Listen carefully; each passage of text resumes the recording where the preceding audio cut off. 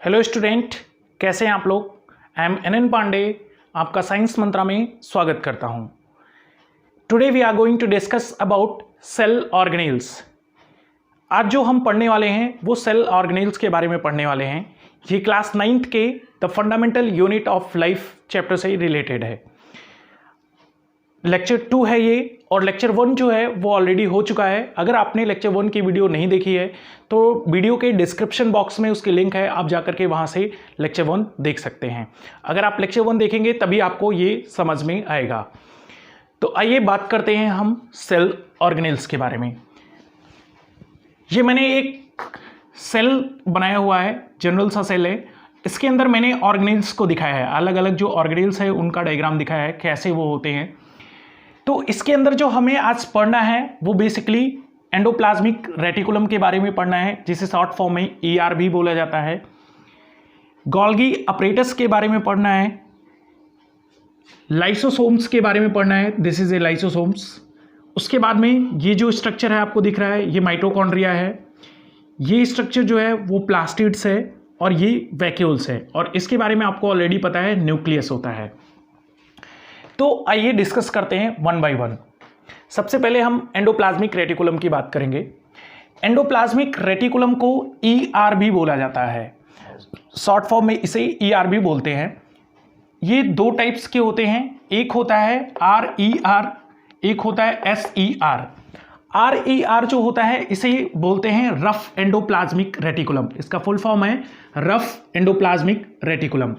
SER का full form जो है वो है स्मूथ एंडोप्लाज्मिक रेटिकुलम। इसके बाद में जो हमारा RER होता है वहां पे प्रोटीन का सिंथेसिस होता है, और जो SER होता है वहां पर लिपिड का फॉर्मेशन होता है, लिपिड सिंथेसिस होता है। अब बात करते हैं कि RER को रफ एंडोप्लाज्मिक रेटिकुलम क्यों बोला जाता है और SER को स्मूथ एंडोप्लाज्मिक रेटिकुलम क्यों बोला जाता है। तो RER को रफ इसलिए बोला जाता है कि जब एंडोप्लाज्मिक रेटिकुलम के ऊपर राइबोसोम्स के ग्रेन्यूल्स प्रेजेंट होते हैं, इस टाइप से, कुछ इस टाइप से इसके ऊपर स्ट्रक्चर होता है, तब इसे हम बोलते हैं RER। और जब ये ग्रेन्यूल्स एब्सेंट होते हैं, यानी कि ये प्रेजेंट नहीं होंगे, तब इसे हम क्या बोलेंगे, SER। तो आप समझ गए, जब इसके ऊपर ग्रेन्यूल्स प्रेजेंट हैं तब ये क्या कहलाएगा, RER, और जब इसके ऊपर ये ग्रेन्यूल्स एब्सेंट होंगे तब ये क्या कहलाएगा, स्मूथ एंडोप्लाज्मिक रेटिकुलम। ठीक है। अब ये होते कैसे हैं या बने कैसे होते हैं। ये large network of membrane bound tubes and seats होते हैं।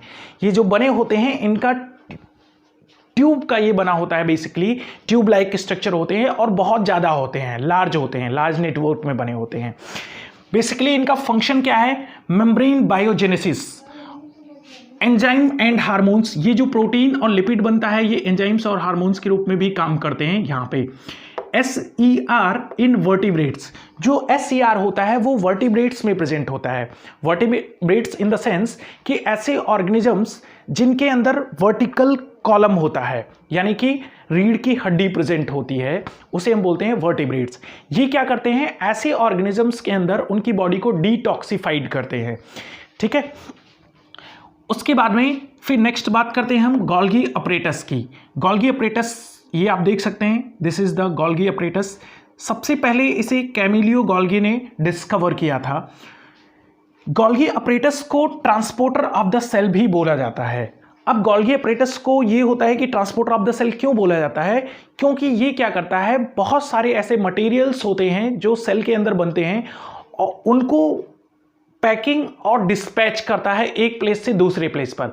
मतलब उनको अपने अंदर क्या करेगा, एब्जॉर्ब करेगा और उसे एक प्लेस से दूसरे प्लेस में ले जाएगा, सेल के अंदर ही।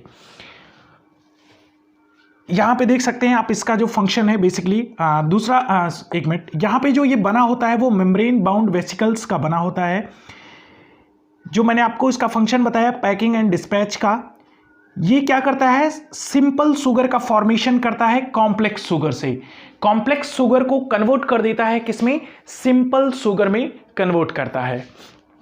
उसके बाद में यहीं पे गोल्गी अपरेटस पे ही क्या होता है, लाइसोसोम का भी फॉर्मेशन होता है। लाइसोसोम्स मतलब ये चीज़ जो ये स्ट्रक्चर है, दिस इज कॉल्ड लाइसोसोम्स। ये कहाँ पे बनती है, गोल्गी अपरेटस पर ही बन जाता है, इसी साइट्स पर। अब यहाँ बात करते हैं लाइसोसोम्स की।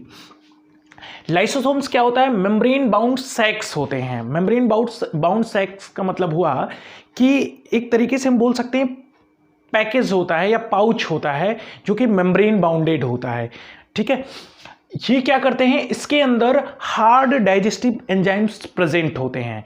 इस पाउच के अंदर हार्ड डाइजेस्टिव एंजाइम्स प्रेजेंट होते हैं जो क्या करते हैं, फॉरेन पार्टिकल्स, अगर सेल के अंदर कोई भी फॉरेन पार्टिकल्स आ गया जो कि सेल के लिए हार्मफुल है, तो उन पार्टिकल्स को क्या करेंगे, ये डाइजेस्ट कर लेते हैं। उन पार्टिकल्स को क्या करते हैं, डाइजेस्ट कर लेते हैं। लेकिन सपोज दैट कभी कभी ऐसा होता है कि कुछ ऐसी अनसर्कमस्टांसेस हो जाती हैं सेल के अंदर, जिसकी वजह से ये पाउच क्या होते हैं, ब्लास्ट हो जाते हैं या फट जाते हैं, जिसकी वजह से इसके अंदर का जो हार्मोन्स होता है वो क्या करेगा, अपने ही सेल्स को खाना स्टार्ट कर देगा या अपने ही सेल्स को डाइजेस्ट करना स्टार्ट कर देता है। इसी वजह से इसे बोला जाता है suicidal bag of the cell. इसी के कारण इसे suicidal bag of the cell भी बोला जाता है। इसका बेसिकली जो फंक्शन होता है वो क्या होता है, digestion of foreign material. Foreign material को ये क्या करता है, डाइजेस्ट करता है। फिर नेक्स्ट बात करते हैं हम माइटोकॉन्ड्रिया की। ये जो माइटोकॉन्ड्रिया है, माइटोकॉन्ड्रिया आप देख सकते हैं इसके अंदर कुछ इस टाइप के विली लाइक स्ट्रक्चर है, और ये इस टाइप से, ये इसलिए होता है कि जो प्रोटीन यहाँ पर एनर्जी जो यहाँ पर बनती है उसे क्या हो, ज़्यादा से ज़्यादा सरफेस मिल पाए जिससे एनर्जी जनरेट हो, ठीक है। तो इसका बेसिकली ये काम होता है। माइटोकॉन्ड्रिया को powerhouse of the cell भी बोला जाता है। Powerhouse of the cell मतलब हुआ, जैसे कि आप लोग देखते हैं हमारे घरों में बिजली कहाँ से आती है, पावर हाउस से आती है। यानी कि पावर हाउस में क्या होता है, बिजली को, करंट को क्या किया जाता है, जनरेट किया जाता है। और बिजली या करंट जो है वो क्या है, हमारा एक टाइप का एनर्जी है। ऐसे ही सेल्स के अंदर जो एनर्जी जनरेट होती है या एनर्जी बनाई जाती है या एनर्जी बनती है, वो कहाँ पे बनती है, माइटोकॉन्ड्रिया के अंदर ही बनती है।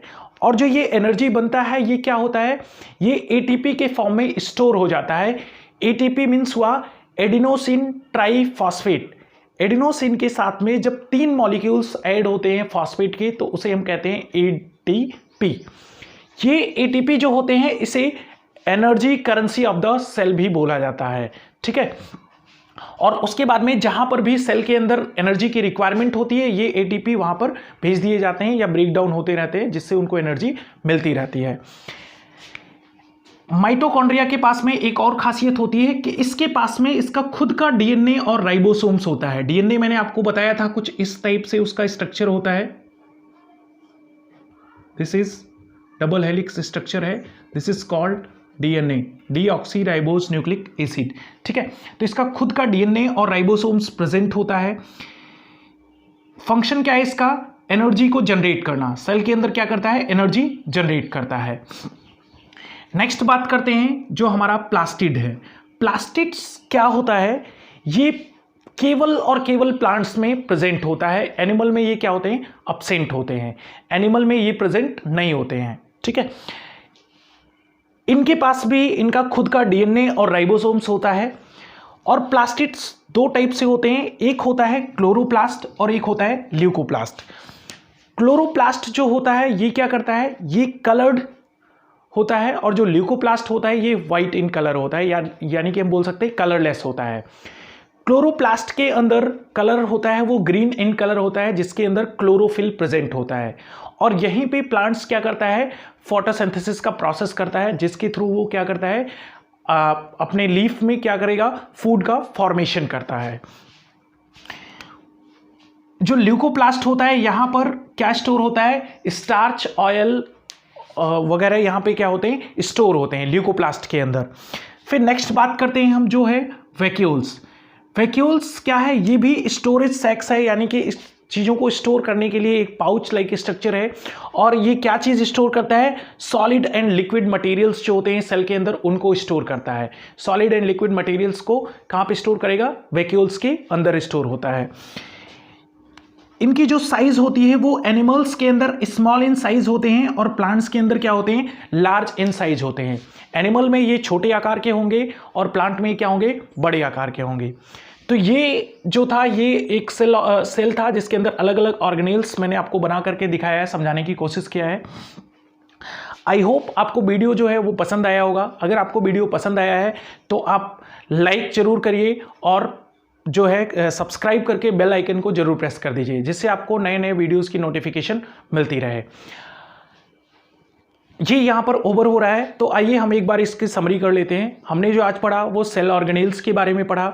उसमें हमने क्या क्या पढ़ा, माइटोकॉन्ड्रिया पढ़ा, पढ़ा, उसके बाद में एंडोप्लाज्मिक रेटिकुलम को पढ़ा, गोल्गी अपरेटस को पढ़ा, उसके बाद में आपका lysosome, plastids, vacuoles and endoplasmic reticulum.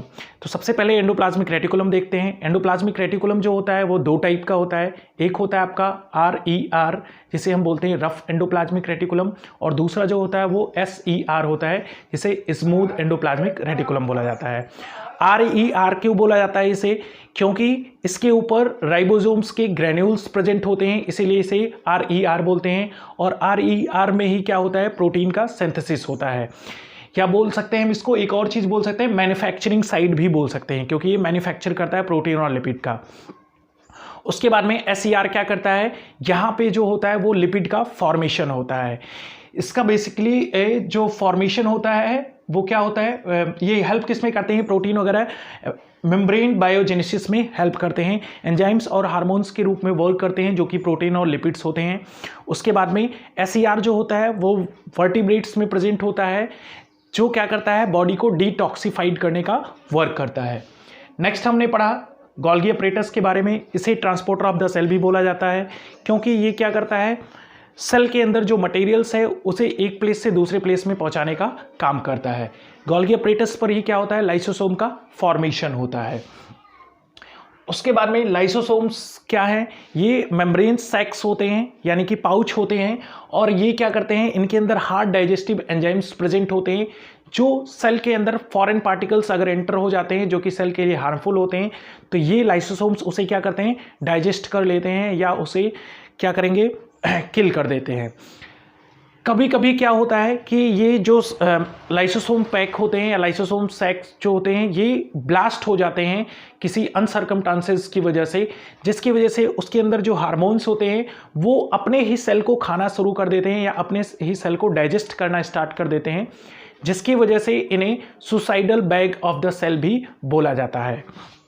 Next हमने देखा माइटोकॉन्ड्रिया। माइटोकॉन्ड्रिया को powerhouse of the cell भी बोलते हैं, क्योंकि यहीं पे जो सेल का एनर्जी जनरेट होता है वो माइटोकॉन्ड्रिया में ही जनरेट होता है ATP के फॉर्म में। ATP को एनर्जी करेंसी भी बोला जाता है, और यहीं से अगर सेल को कहीं एनर्जी की रिक्वायरमेंट होती है तो माइटोकॉन्ड्रिया से ही सेल को प्रोवाइड किया जाता है। माइटोकॉन्ड्रिया के अंदर खुद का DNA और राइबोसोम्स प्रेजेंट होता है। फिर हमने देखा प्लास्टिड की बात किया। प्लास्टिड जो होता है केवल प्लांट्स के अंदर प्रेजेंट होता है, एनिमल में एब्सेंट होता है। दो टाइप के प्लास्टिड होते हैं, एक होता है क्लोरोप्लास्ट और एक होता है ल्यूकोप्लास्ट। क्लोरोप्लास्ट जो होता है वो कलर्ड होता है, ल्यूकोप्लास्ट जो होता है वो कलरलेस होता है। क्लोरोप्लास्ट में ग्रीन पिगमेंट प्रेजेंट होता है जिसे हम क्लोरोफिल कहते हैं, वहीं पे प्लांट्स फोटोसिंथेसिस करता है। ल्यूकोप्लास्ट में जो होता है स्टार्च और ऑयल वगैरह स्टोर होता है। फिर हमने बात किया वैक्यूल्स की। वैक्यूल्स के अंदर स्टोरेज सैक्स होते हैं जो कि सॉलिड और लिक्विड मटेरियल्स को क्या करते हैं, स्टोर करते हैं। इसकी जो साइज़ होती है एनिमल में स्मॉल होती है और प्लांट्स में क्या होती है, लार्ज होती है। तो आई होप आपको वीडियो पसंद आया होगा। मैं थोड़ी देर के लिए वीडियो के सामने से हट जा रहा हूँ, आप इसे चाहें तो वीडियो को पॉज करके इस चीज़ को नोट कर सकते हैं। ओके, आई होप आपने नोट कर लिया होगा। तो ये जो है हमारा चैप्टर यहीं पे फिनिश होता है। First chapter fundamental unit of life जो बायोलॉजी का है क्लास 9th का, ये ओवर हो रहा है। नेक्स्ट चैप्टर के लिए हम लोग नेक्स्ट वीडियो में फिर से मिलेंगे, तब तक के लिए धन्यवाद।